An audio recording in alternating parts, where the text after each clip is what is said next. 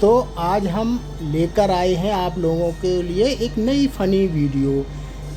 वो funny video क्या है? गर्मी में भी पंखा बंद करके सोने वाला ससुराल। तो चलो हम प्रारंभ करते हैं फ़नी वीडियो।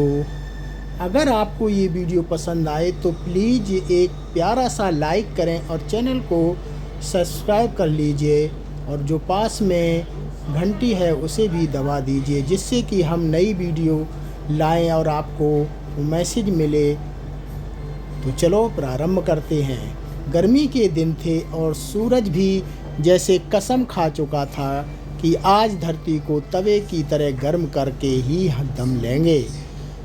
पारा चढ़कर 45 डिग्री पर पहुंच चुका था और हवा ऐसी चल रही थी जैसे किसी ने ओवन का दरवाज़ा खोल दिया हो। मैं अपने मायके में आराम से कूलर के सामने बैठा था, तभी मेरी पत्नी बोली, सुनो, कल मम्मी पापा के घर चलना है। मैंने पसीना पोंछते हुए कहा, अरे अभी तो मई का महीना है, बाहर निकलते ही इंसान पकोड़े बन जाएगा। पत्नी ने आंखें तरेरी, तो क्या हुआ, ससुराल में एसी है।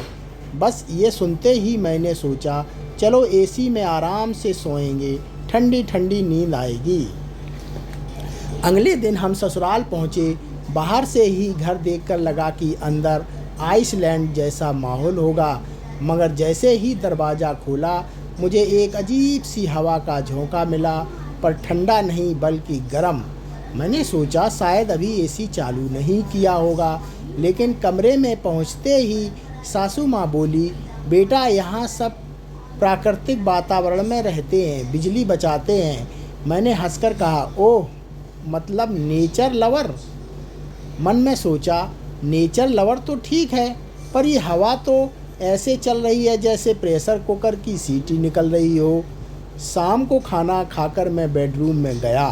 पंखा टंगा हुआ था, देखकर दिल खुश हो गया।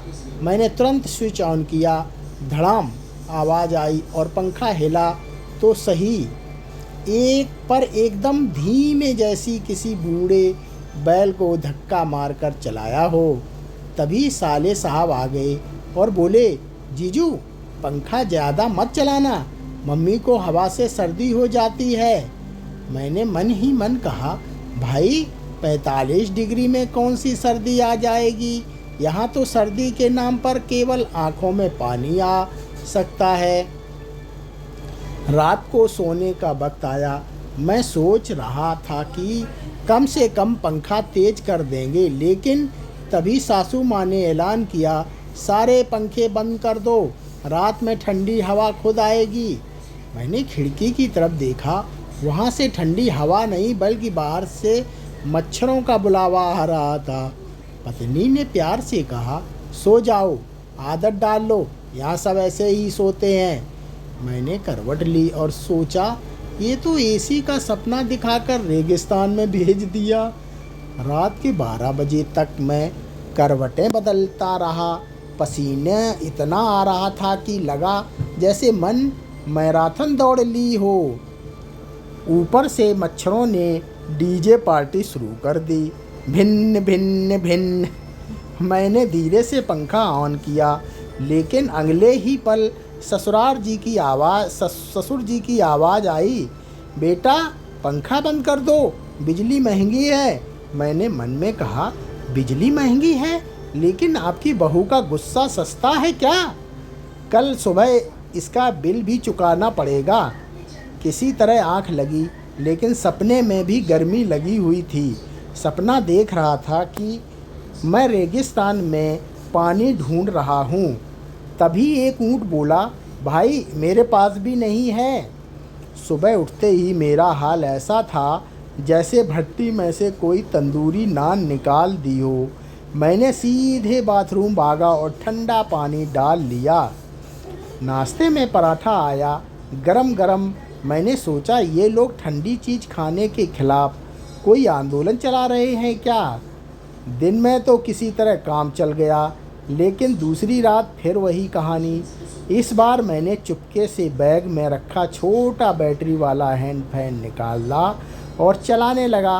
तभी पत्नी ने देख लिया और बोली, ये क्या कर रहे हो? मैंने कहा जान बचा रहा हूँ। वो बोली मम्मी को दिख गया तो बुरा मान जाएंगी। मैंने मन ही मन कहा अगर ऐसा ही सोना पड़ा तो मम्मी से पहले मेरी आत्मा बुरा मान जाएगी। तीसरी रात तो हद ही हो गई। मच्छरों ने सामूहिक भोज का आयोजन कर दिया था। पंखा बंद, खिड़की खुली और मैं सोच रहा था कि यहाँ की परंपरा बदलने के लिए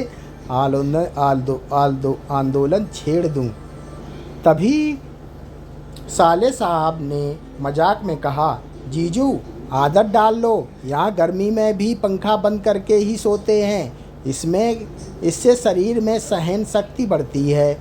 मैंने हंसते हुए कहा, भाई यहाँ तो सहन शक्ति के साथ मेरी इंसान शक्ति भी खत्म हो रही है। चौथे दिन जब वापस मायके मतलब अपने घर लौटा तो सबसे पहले मैंने पंखा फुल स्पीड पर चालू किया और कूलर में सिर डालकर बोला, अब कोई मुझसे एसी का नाम भी ले लो, मैं उसका नामकरण पंखा बाबू कर दूंगा। पत्नी बोली, क्या हुआ, वहाँ अच्छा नहीं लगा? मैंने कहा, अच्छा तो बहुत लगा, बस नींद और ठंडी हवा छोड़कर बाकी सब बढ़िया था। और तभी मैंने मन में कसम खाई, अगली बार ससुराल जाऊं तो साथ में पावर बैंक से भी ज़्यादा पावर वाला पंखा ले जाऊंगा, चाहे उसके लिए खुद को पंखा व्यापारी क्यों ना घोषित करना पड़े। दोस्तों, ये कहानी यहीं फनी वीडियो यहीं ख़त्म होती है।